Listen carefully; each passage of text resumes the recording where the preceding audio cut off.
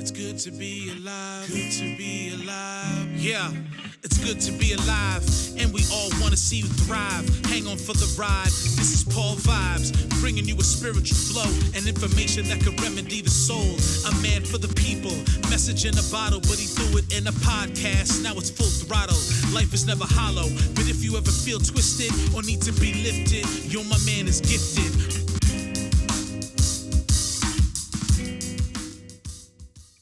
Hello everybody, Paul Vibes coming with you with a lot of excitement and good energy. I am here with Mike Veny. Welcome to the show. Welcome back. Hi, and hello to everyone out there.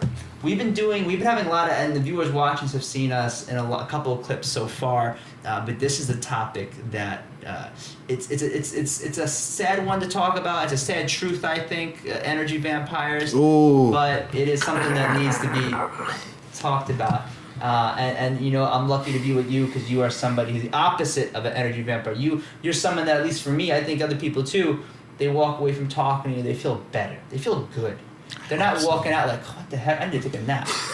You know? I am a napper. I like my naps, but I don't feel like that one with you, you know? I've been there myself, and you know, basically, and I don't know if there's a formal definition here, but an energy vampire is someone who just brings negative energy and you walk away from them just feeling drained. They suck the life out of a room and they don't even have to say something. You know, they could just, like, their presence can do it. And we've all had, I don't know if you've heard this, like, usually you have to figure out when you're in a group who the energy vampire is. There's always one. And if you can't figure it out, it's you. I don't know. Have you heard that one? And so, but no, and energy vampires can really wreak havoc on our mental health. And you had said something before we actually started that sometimes in your life, you realize after knowing someone even for years that you love, you might be married to, that they're an energy vampire.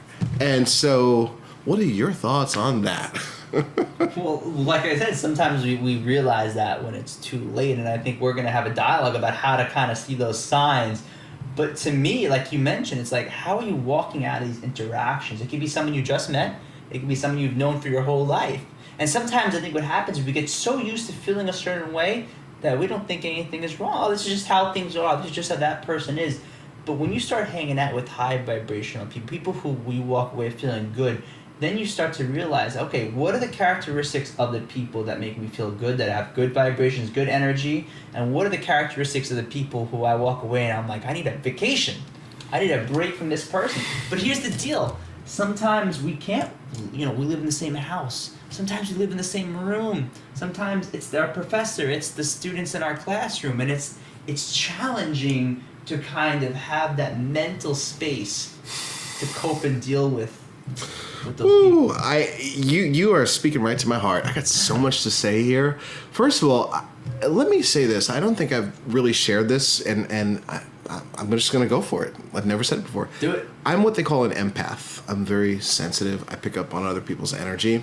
And people who are empathic like me can really get drained very quickly. Like, we pick up the vampires right away, and it can really mess with us. Really can mess with, like, we need a vacation from it, you know? And I mean, I've had times where, like, I'd spend 5 minutes with someone and I can't get work done for the rest of the week, kind of thing, you know? And I used to think it was me and my mental health. But one of the things that I've been thinking a lot about here is, how can I have, you know how the Pope has the Pope Mobile, the little glass thing that goes around him?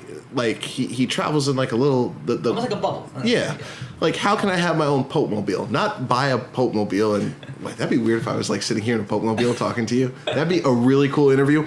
But no, how can I have some kind of protection around me? So one of the things that I'm starting to do is when I come into certain situations is to think about, in advance, this person's going to be a vampire, and think about what mentally I need to do to almost create like a psychic wall, like a shield, however that looks. I did ask one of my friends if I could buy sage spray and just sage people that are energy vampires, and she said, no, I can't do that. So I'm not holy water for the Pope. You know? The holy water. Mix them both for that thing.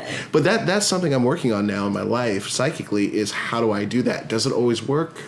Not really. And sometimes you have to really put up a block with people.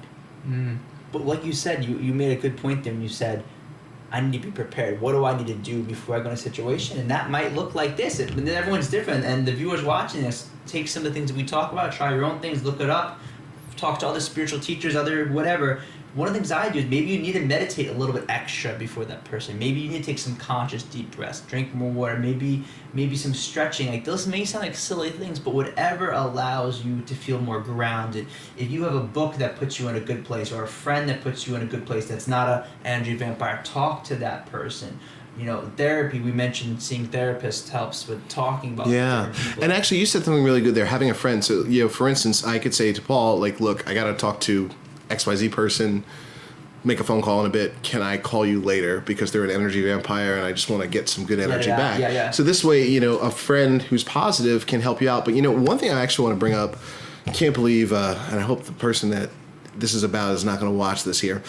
I actually, on my phone, have certain scripts that I can use for energy vampires, because a lot of times an energy vampire is manipulative. Maybe they're always trying to just drag you down. Sometimes they're always criticizing you. They're always judging you. And so I wanted to actually share one of these I had to use recently on someone here. Let's see if I can find it here. Are these ones that you wrote, or they're pretty neat? Well, I found them online, and I basically, you know, made some responses to a certain individual in my life who, I hope they're watching this. It could be good. It could be good. It could be good. If you know who you are, you're watching this, who tends to just be very manipulative, you know, and they're always seeking to get a response, like a negative response. And so here are some of the responses. When they come at me, I'm sorry you feel that way. I can accept your perception of me. You're allowed to see me any way you want to. So basically, these are scripts that I've come up with. This should be a whole blog post, right? Like, I'm just totally telling you a blog post here that I can use, that I've rehearsed in advance to deal with certain people. Does that make sense? Totally makes sense. Yeah, and on a personal note, I wanted to share something, and I just, this is really in the moment. I wasn't planning on talking about this. Those are the best moments.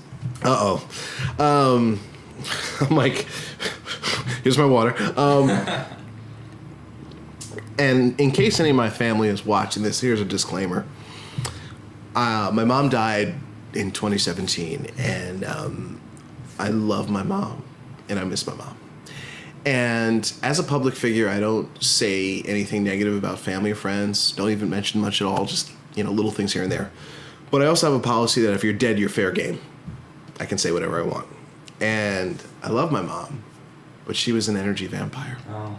And as she was dying of cancer, I had to block her cell phone number on my phone.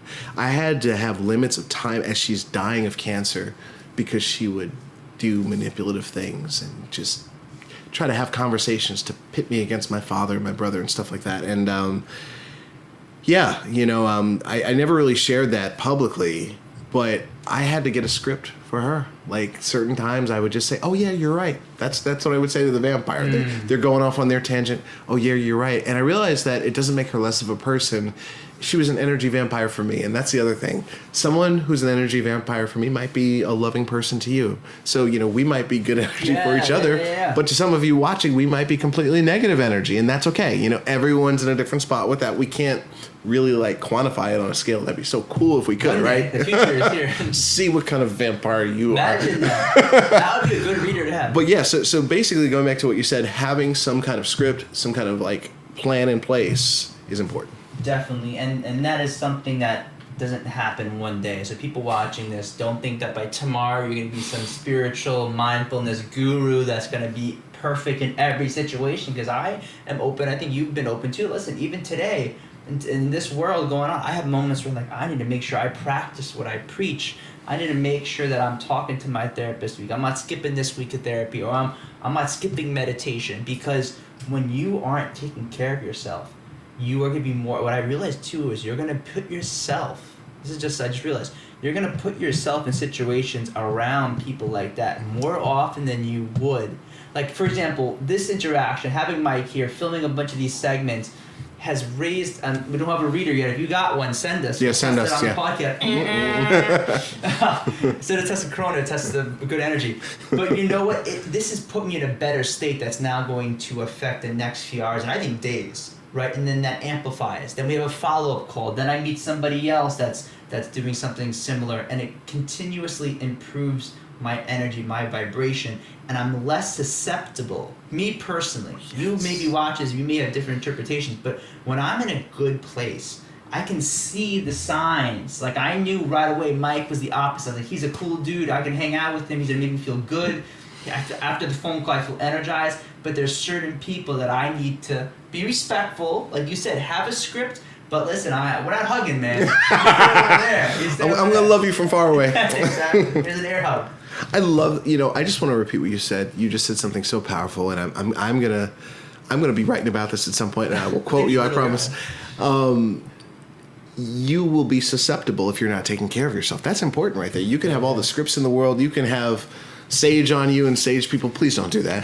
At least get permission. But the thing is, if you're not in a good state yourself, whether that's just, let's talk about sleep.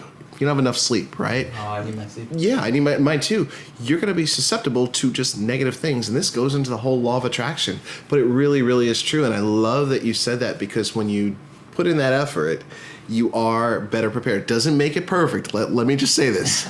No one's going to be like a master ninja from watching this. And I love what you said too, that, one of the reasons both of us do this and we bonded is that we're students of this stuff. We're not perfect at it. We're just like exploring it day in and day out, and that's why we're here talking about it with you. This is what we do in our spare time. This is our hobbies here. But I love what you said about that. Another thing though, with energy vampires is sometimes it's necessary to just completely cut out the person. And that is a subjective thing, and what that looks like is subjective, but sometimes you got to do that. That's something we should talk about, because what you were open about sharing before about your mom, that is, I appreciate you sharing that. I can't imagine how difficult that is, because here, while you have your mom obviously passing away from cancer, and you have to make the personal decision. I'm sure you still care and love and would do anything for her, but you didn't want to get sucked into that drama, and I really appreciate you sharing that, because that's something that's not even just hard for you to share, but then people watching it and whatever.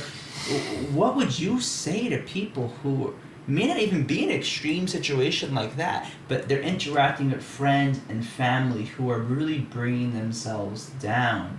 How do we go about really separating ourselves? Because we learned how to deal with them. We learned how to, you can meditate, call people. But is there a way that we can truly just take that person out of our life without creating more drama? There is. It's a subject that is probably its own hour and a half talk between us, but it's something called boundaries. And I want to explain what that is. It's something we hear about. But boundaries are kind of like property lines on a home. On a property line, you see where your house and property ends and the other person's property begins. And we need those emotionally and socially. And there's a great book called Boundaries, When to Say Yes and How to Say No by Dr. John Townsend and Henry Cloud. It's a really good, it's considered the Bible on it. It's really phenomenal with how it talks about learning to say no, and that's the other one. It's learning to say no to people. I want to give away a boundary. Oh shoot, I'm going to say this out loud. Doing a lot today. It's all good stuff. It's all coming out today for me. Okay, so here's a boundary that I use. I don't know if you've been in this situation where maybe you're in a group of people. You just don't want to get into certain conversations with certain people. Yes, political conversation. or it could be that person that just keeps talking or whatever. You're just okay, I love you, but I don't want to get into it. So when I am at an event and I just really, or maybe I'm just feeling low energy and I don't want to get into a conversation. If I see you at an event, I'd be like, hey, Paul, how you doing? But if I don't want to get into a conversation, I say, hey, Paul, nice to see you. It's a way of not continuing the conversation. I'm still acknowledging you, but I'm not continuing the conversation. And that's something I've learned. That's a way to say no to a conversation without having to be rude about it. What's nice, you're still engaging. You're acknowledging that person's there, because you don't want to do the opposite and make them feel not important. But it's almost all right, there we go. You the finish and the beginning and the end. Yes. Right? The beginning and the end. Good thing we don't start the podcast like that. Hey, Mike, good to have you on the show. Listen, Paul, it's been great to see you. And by the way, if you see me do that at some point, if you're going to totally catch me doing that at some point, and you're going to be like, I'm going to give you a hard time. What's wrong? But no, that's the important thing. Even down to things like hanging out. If you don't want to hang out with certain people, it's okay to say no. And saying no doesn't mean that you're a bad person. A lot of times we think saying no will damage a relationship. But no, saying no is just saying no. That's all it is. You know, you brought boundaries, and that is totally something we can and we should do a second part. But I figured vampires, boundaries, we should combine, do a little bit longer segment right now, because I think people heard that word and like, okay, boundaries, let's give me something I can work with. So we should combine it. Energy vampire. I think having boundaries with everybody is important. Yes. Because when you start building your own boundaries, it allows you to interact better with those so-called energy vampires, but it also allows you to acknowledge other people's boundaries.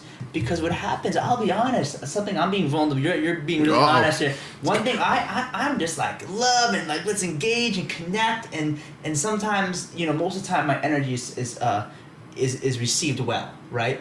But then I realize, okay, I'm like, listen, no matter what energy, even though it's positive energy that I'm bringing, I need to respect what that person might be going through a bad day. That person might not want a hug right now. So ask them, how do you, and as a social worker, one thing we learned is don't just treat people don't treat people how you want to be treated. Go above that. Ask people how they want to be treated. Now that is something I learned in social work. And I want to hear what do you think about that? I love it. And since we're getting personal on this episode, I share some of that with you. Where as much as I'm up here talking about boundaries, you gotta set boundaries. You do. I've also been a boundary crosser at times, and I'm just gonna straight up admit that for what it is. And you know, just some negative things with family where I've just crossed boundaries, and I'm sure with people in different ways. And you know, I've had to learn to become aware of that myself and aware of others, like you said. But I think it's a really important thing to acknowledge someone else's boundaries. You're right, that person might not want a hug. I'm doing one right now where we're still in the pandemic here, or the great lockdown, whatever you want to call it, and friends who I want to hang out with, I say, are you comfortable hanging out? Yes. And if so, what does that need to look like for you? Because I realize that for me, I'm comfortable now hanging out like normal with the hand sanitizer, but some people aren't. So I love that you said that, and I think that's a really important thing. And you realize that's a great way to build trust with people. You know, and I love that what you said about like asking them, you know, may I give you a hug? You know, rather than hugging someone, or may I give you a high five? You know. And a great example was that earlier when I greeted you, I think when my dad greeted you, we had that moment of, okay, what do you want? Can I hug you? We did. Right? And then even my dad, he came up to you and he was like, I give you a fist bump, and then he's like, he gave you a hand. And he asked you. He did ask me, yes. And you just assume. And I love this idea, because when I heard that in school, ask people. Because the way you want to be treated might be great and all, right? Maybe a lot of people would want to be treated in certain ways the way you want to be treated. But maybe somebody else wants to be treated differently. Absolutely. And and by just putting out the question, what would you like me to do in this situation? How can I approach you in this situation? Yeah. And I think that is such, because as a social worker, or when you're speaking at schools, you want to find out what are their needs, what are their wants, how do they want you to speak to their students, you know, or your wife, you know, maybe she wants to be treated a certain way. And I've been realizing that it's just put that question, put the ball in, in their field, on their side, you know. How do you want to be treated? We don't ask that enough. We don't, no. I mean, even down to these episodes, you know, I do a lot of stuff in the media with different podcasts and radios. I remember asking you over the phone yesterday, well, how do you want to do this? You know, exactly, some people are very, very strict, and Paul was just, be yourself, you know, you totally just let it flow. But that's a great thing. So I think circling back to the whole energy vampires thing, you know, the core of what we brought up here is, number one, finding a way to prepare for dealing with them, right? And that's really important. And the second one is just in general practicing boundaries. And I'd love to ask you, as a viewer right now, what are some boundaries that you need to start setting? And this is going to be interesting because I'd like you to comment below, but I'd also like you to be wary of other people might see it, so you don't have to name specific names here. Good call. But you don't want to get you in trouble. Tag the person. No. Yeah, totally tag the person you need to set boundaries with, and put our episode on there. But no, I think it's really important, and I'd love to hear from you. Where do you need to start setting boundaries? Perfect. And also, and on that subject, if this is a topic that you want us to talk about more, about boundaries, about energy vampires, about, I think a topic we're going to talk about later is toxic positivity, all these different topics. If there's other things that we haven't even mentioned that you want us to go over, don't be shy and let us know. And be sure, like Mike was saying, comment your feedback, comment those boundaries, and let us know. Awesome. Bye, everybody. Now it's full throttle.